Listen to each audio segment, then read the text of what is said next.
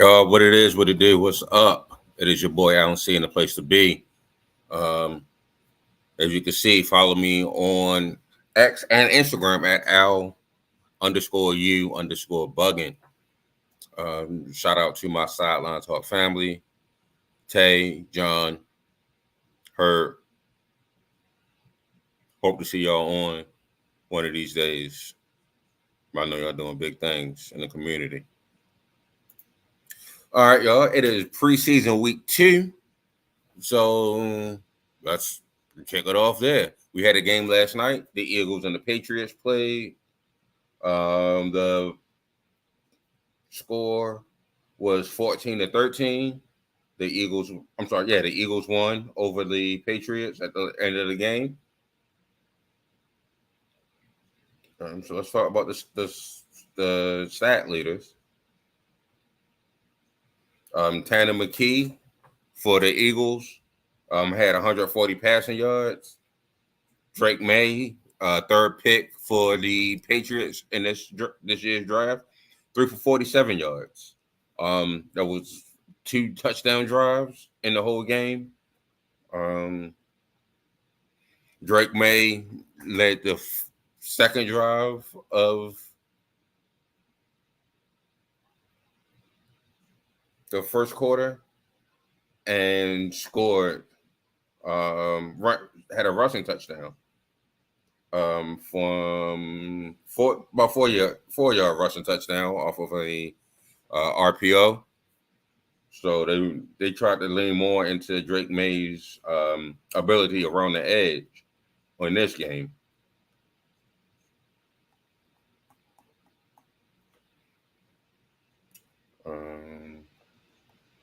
And at the end of the game, the Eagles ran in a run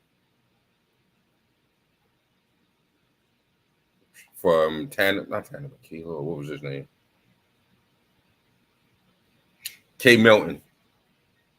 Kendall Milton ran a touchdown for the Eagles. So rushing yard leader was Tyrion Davis Price for 28 yards for the Eagles, and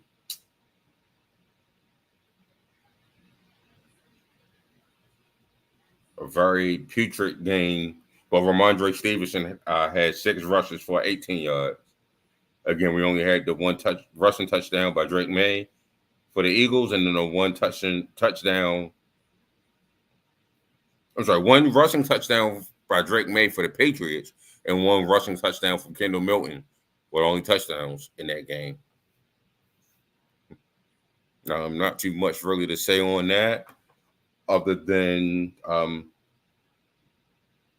Patriots coach Gerard Mayo said the number 1 spot between Drake May and Jacoby Brissett, that QB competition is not over.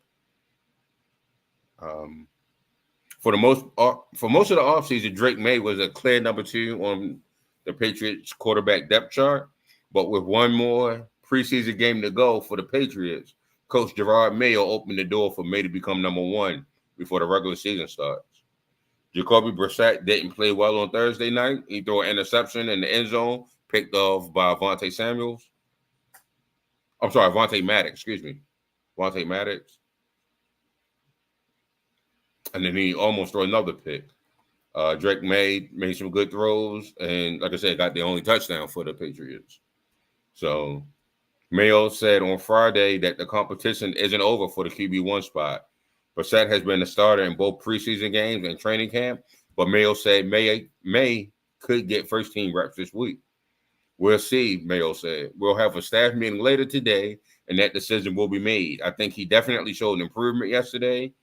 We'll see going forward. Switching to May now would be abrupt after an offseason, Brissett being a starter. As we see training camps are coming to an end.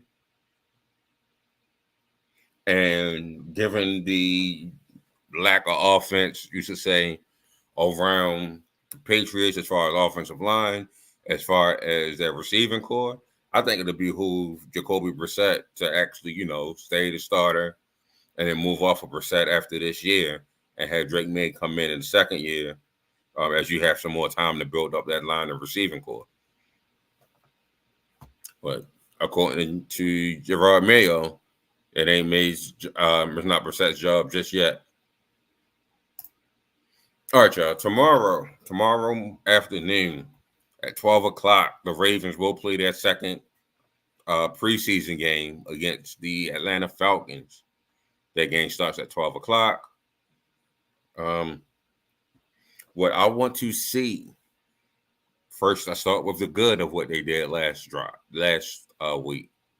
That offensive line needs to continue to grow, stay healthy, get some continuity there.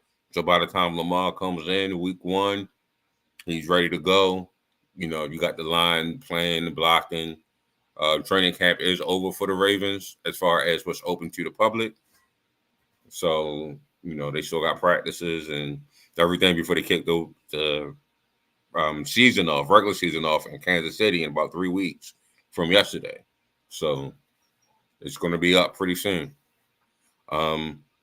But yeah, continued great offensive line play. See what you need to do with the right guard. I don't believe Faalele can stay there at that right guard. They may need to switch out something there. Also, I need to see more out of the quarterback, the backup quarterback spot. We already know. Yeah, I get it. Lamar Jackson, MVP, one of the big 4 of, you know, NFL quarterbacks, is going to be the starting quarterback. But you could also always use a good backup. You never know when it's time for the good backup to play.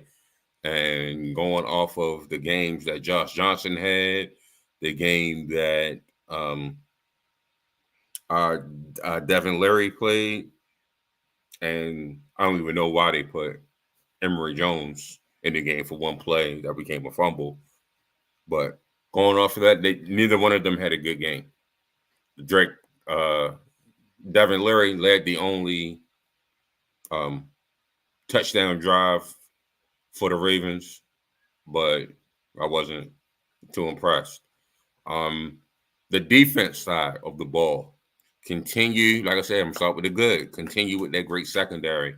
I don't believe Nate Wiggins should play this game, but we had TJ Tampa practicing all week. TJ Tampa might be ready to go tomorrow. That might be a game time decision John might look at. But corners continue to play well. Pass rush, we need that. We need to see if we can get anything without Van Noy and Owe playing, without Ojabo playing. I mean, I know those are the top 3 as of right now, but you know, we want to see if we can have a good rotation going there. You always want to keep your pass rushers fresh.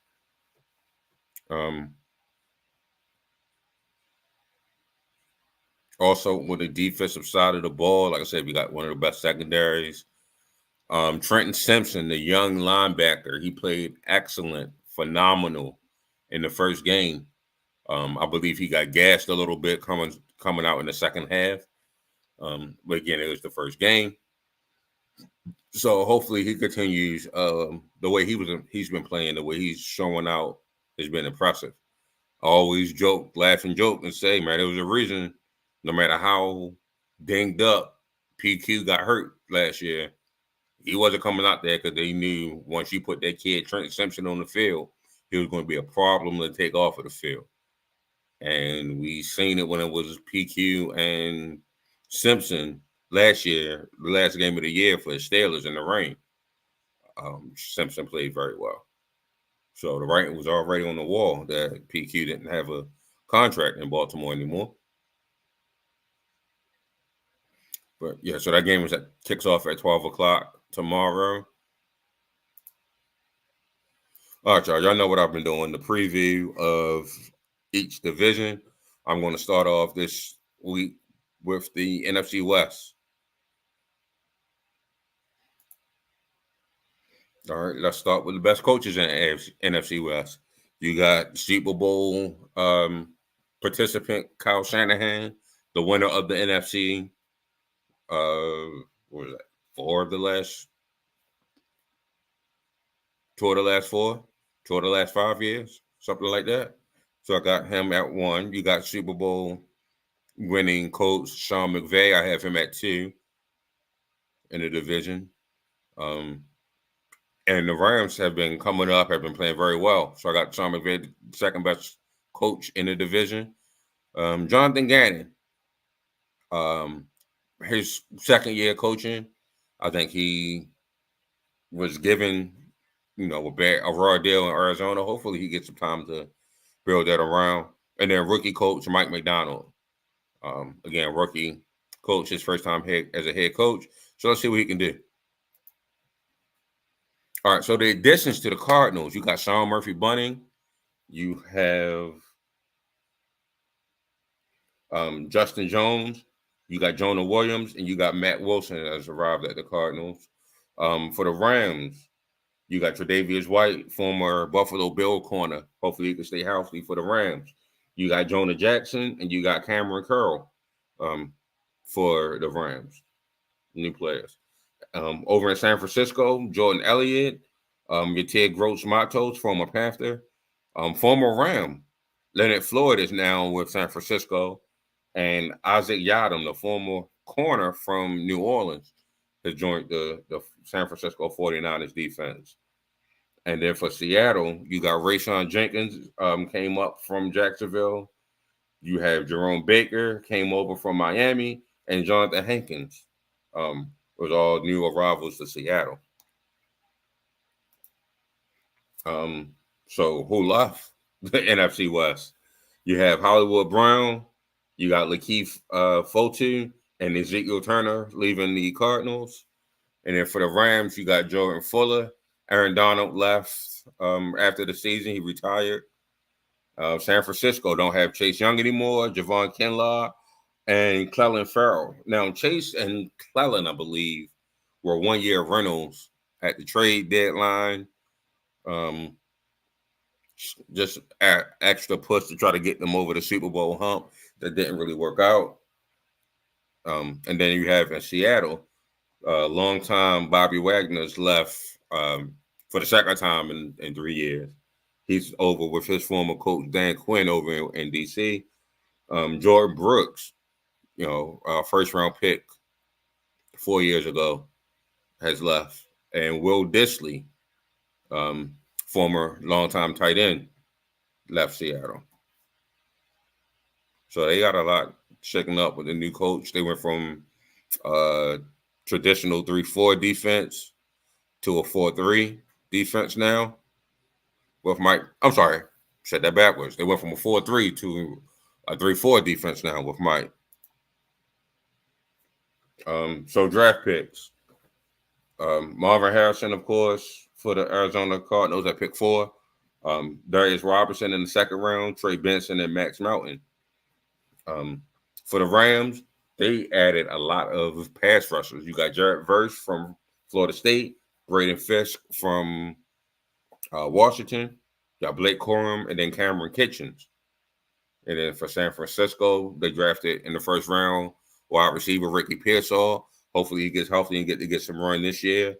Dominic Cooney, Malik Mustafa, and wide receiver Jacob Cowan from Arizona. And then Seattle drafted defensive tackle Byron Murphy, have Christian Hayes, AJ Burner, and Nehemiah Pritchett, corner from Auburn. All right, best quarterbacks. I'm going to put them in order for this division. Matthew Stafford, Super Bowl champion. It's getting a little long in the tooth, but I still have Matt Stafford as anywhere between that 10 to 15 range. You have Brock Purdy. Again, I have him somewhere in that 10 to 15 range and climbing because he's still young. He's going into his third year, something like that. Brock Purdy's still climbing though.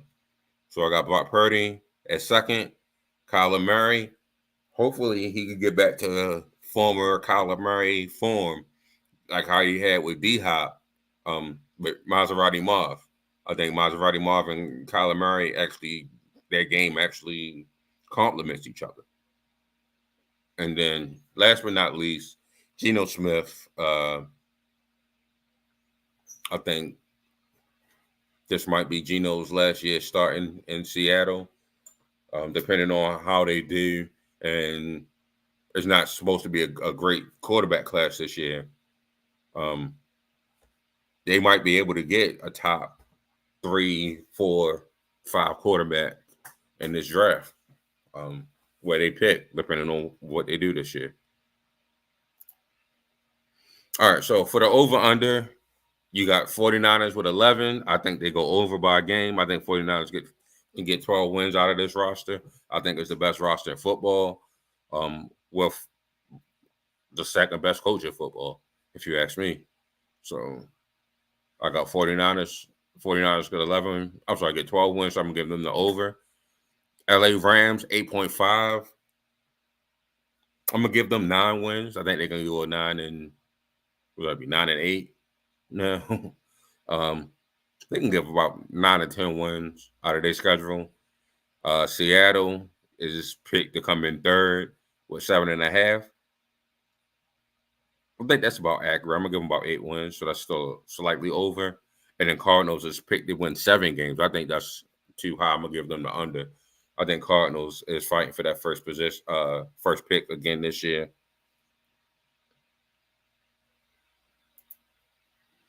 All right. Like I just said, the best roster in the NFC West in the NFL period is the 49ers.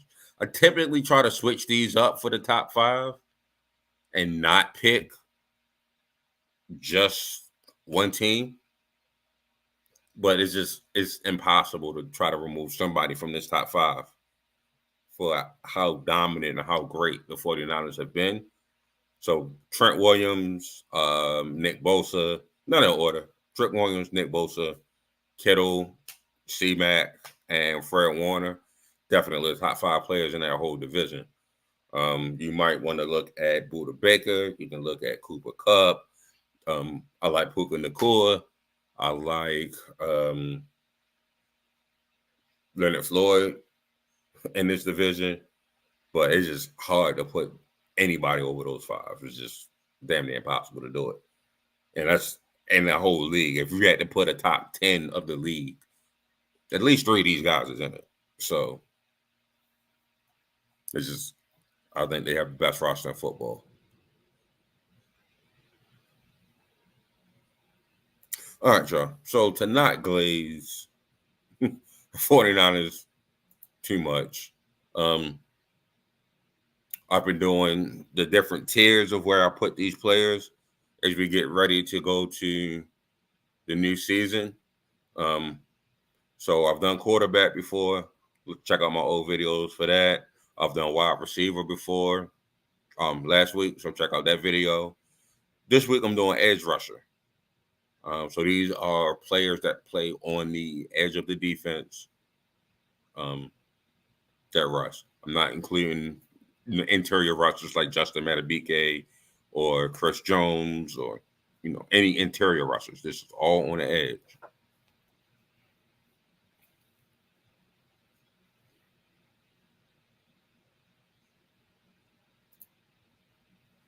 Let's start with tier 4.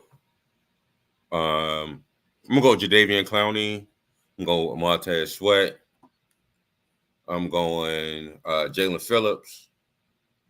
Again, in that order. Josh Sweat and George Karlaftis stepped up a lot. And coming out, I was not a fan of George Karlaftis at all. But GK has definitely been balling the last 2 years. So I got to put him in tier 4. Tier 3, so step up to good tier. Matthew Judon, new Atlanta Falcon. I think they got a good pass rush out of him. Cam Jordan plays on the edge for New Orleans. He's been doing that for a long time. Definitely put him there. Rashawn Gary, Rashawn Gray, I think is a great pass rusher for the Packers. Hassan Reddick, hopefully he plays for the Jets. Right now he's on the Jets. They're trying to get him a contract, but let's just say for now he's on the Jets. and Gregory Russo. Putting him at this tier 3. That's good pass rusher. So they step up from, the last tier. All right, one step up from them to the great pass rushers. You have Josh Hines Allen, I believe. Sorry. You have Trey Hendrickson. I'm sorry, Trey Hendricks. Lord, I'm messing these names up. You got Trey Hendricks. You got Aiden Hutchinson. I think he could take a step from great to elite. The next year that I'm about to show. You got Khalil Mack still doing it at a high level. I'm gonna put Nick Bosa here as well. I'm sorry, Joey Bosa here.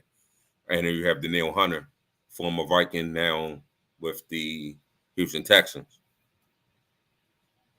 All right, top of the top, cream of the crop. So if I had to put these in any order, right, I'm starting with Max Crosby at 5. I'm going to do Micah Parsons at 4. I'm going to pick Nick Bosa for 3, TJ Watt for 2, and then the best pass rusher in the league is Myles Garrett. If you had to ask me, where would I rank them? The top 5. But all of these guys are top 5 guys.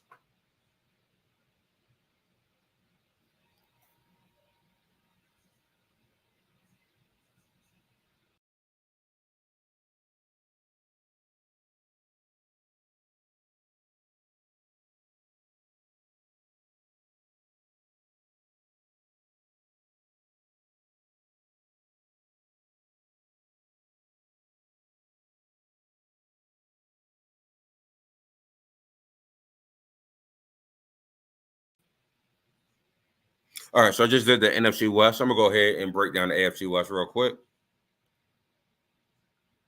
So if I had to rank the coaches again, Andy Reid, top of the top, GOAT. Jim Harbaugh, putting that second, even though he doesn't have a Super Bowl ring. I would put him second. And put Sean Payton with his Super Bowl ring at 3rd, and then Antonio Pierce, first year coaching. Not really ranking him, but he can't be above those 3 coaches that have been to Super Bowl already. So hopefully Antonio Pierce get some time, some real time to coach one of the cornerstone franchises of the NFL. Used to be with the history of what the Raiders were in their hay. So hopefully he gets some time with coaching and building this Raiders Las Vegas team. All right, so we said Hollywood Brown was no longer with the Cardinals. Here he is showing up in the AFC West, though, for the Kansas City new arrivals. Kansas City also have Irv Smith Jr. and then backing up Pat Mahomes. Like I said earlier, his second quarterback got to come in and be ready to step in at any play. So that backup quarterback is Carson Wentz. You ain't got to worry about getting hurt. You just fill in right behind Pat Mahomes.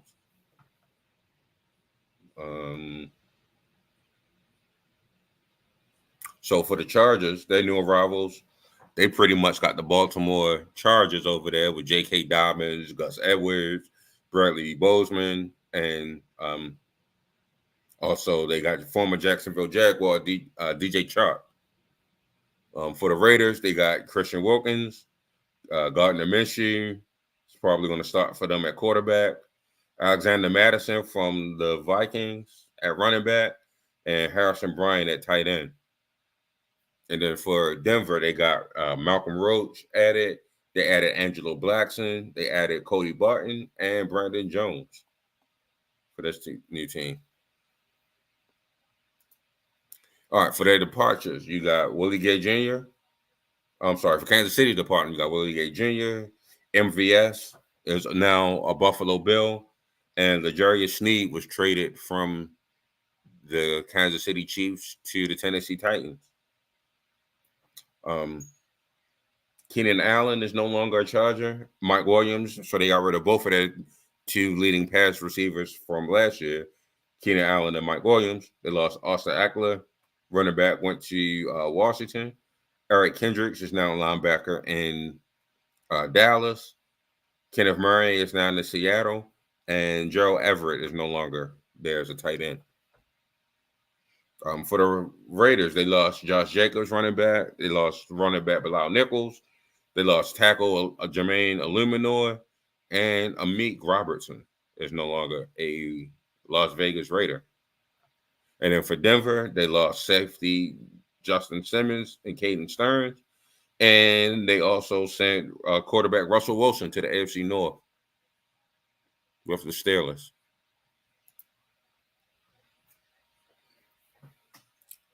All right, so draft picks for Denver, you got Bo Nix, you got Jonah Ellis out of Utah, wide receiver Troy Franklin from Oregon, and running back Audric Estime from Notre Dame. And then Kansas City picked up Xavier Worthy in the first round, Kingsley Suamataia. Lord, I think I just butchered that name. From BYU, and Jared Wiley. The Chargers picked up Notre Dame tackle Joe Alt in the first round. And second round, they picked up Georgia wide receiver Ladd McConkey, Junior Colson, linebacker out of Michigan, Cam Hart, corner out of Notre Dame, and former NFL legend, great GOAT, Jerry Rice's son, Brendan Rice, is now a Charger. And then for the Raiders, their first pick was Georgia tight end Brock Bowers. They got Jackson Powers Johnson, and they got Tommy Eichenberg, linebacker from Nebraska. All right, so to put these quarterbacks in order, you got the new GOAT. I'm claiming it. I've been claiming it for a minute. I'm going to keep saying it. Pat Mahomes is the greatest quarterback to ever play the game. So I got him at number 1. Number 2, I have Justin Herbert. Number 3, Gardner Minshew is slightly above the rookie Bo Nix. Bo Nix hasn't taken the NFL snap yet. So just like with Antonio Pierce, I got to see it. I got to see them play out. All right. Over-unders for you tell me to change my damn ticker. All right. So over-unders for the Chiefs, Chargers, Raiders, and Broncos. Chiefs is at 11.5. They're the dynasty. Of course, I'm keeping them there. 12 wins over. Chargers, 9 wins. I'm not too sold on this Chargers team, and I will explain why in a second. I'm gonna go under. Raiders 6.5. I'm going under with them. I think they are in the running for the number 1 pick. And the Broncos at 5-5. I'm gonna give them a push. I think they get 6 wins. So for the Chargers, I'm not too sure with the new staff taking over. I know Jim Harbaugh and Greg Roman. Jim Harbaugh and Greg Roman have taken the San Francisco 49ers to high levels without a scrambling quarterback. I understand that. But they didn't get over the hump and get to the Super Bowl until they make Colin Kaepernick the quarterback. They're used to having running quarterbacks in their system. Now, Jim, however, won with statue J.J. McCarthy, but he wasn't asked to do much. But there's a lot of injury concerns with the Chargers. Again, I think they have the worst receiving core in the league. So for the Chargers, I'm going with the under, but I do have them winning about 8 games. I can give them 8 and 9. So that will leave the order: Kansas City Chiefs, the Los Angeles Chargers, then the Denver Broncos, then the Las Vegas Raiders is the order for the AFC West. And then top 5 players in the AFC West, I got Pat Mahomes, Chris Jones, tight end Travis Kelce, pass rusher Max Crosby, and corner Patrick Surtain the second, PS2, rounding out the top 5 of the AFC West.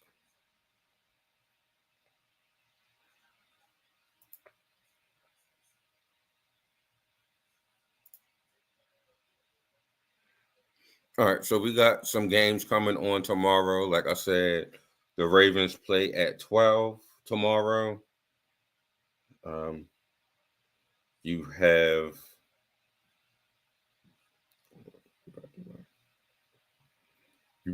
Caleb Williams, number one pick for the Bears, going up against Cincinnati Bengals at 1. You have the Giants in Houston going to each other at 1. And then at the 4 o'clock games, you have Kansas City versus Detroit. You have Cleveland versus Minnesota. You have the Jets taking on Carolina at 7. You have Arizona and the Colts taking on each other at 7. Also at 7, you got Buffalo Bills versus the Pittsburgh Steelers.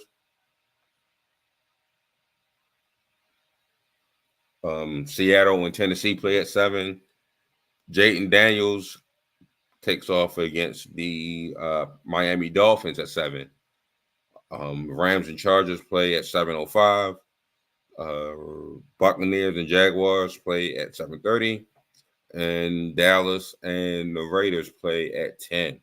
And then the last 2 games of week 2, Green Bay takes on Denver at 8. And New Orleans takes on San Francisco at 8. That's Sunday night. All right, y'all. I'm actually over my time, but y'all know what time it is. Time for art. Am I bugging?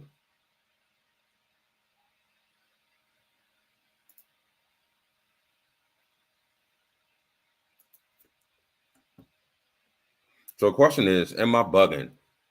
Are dynasties really bad for sports? Are dynasties really a bad thing for sports? With the Chiefs going for the first ever NFL three-peat, I start to think, are dynasties really a bad thing in sports? People love to scream about parity in these leagues.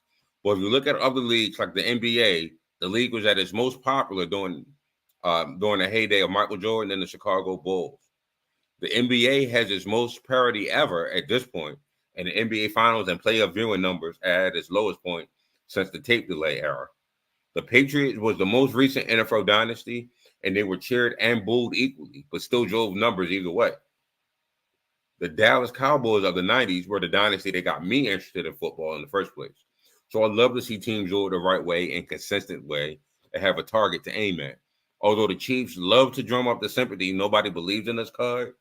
Don't sleep on this team, no matter what, because with any sliver of hope, they could be hoisting their 3rd Lombardi in as many years. Heart of a champion.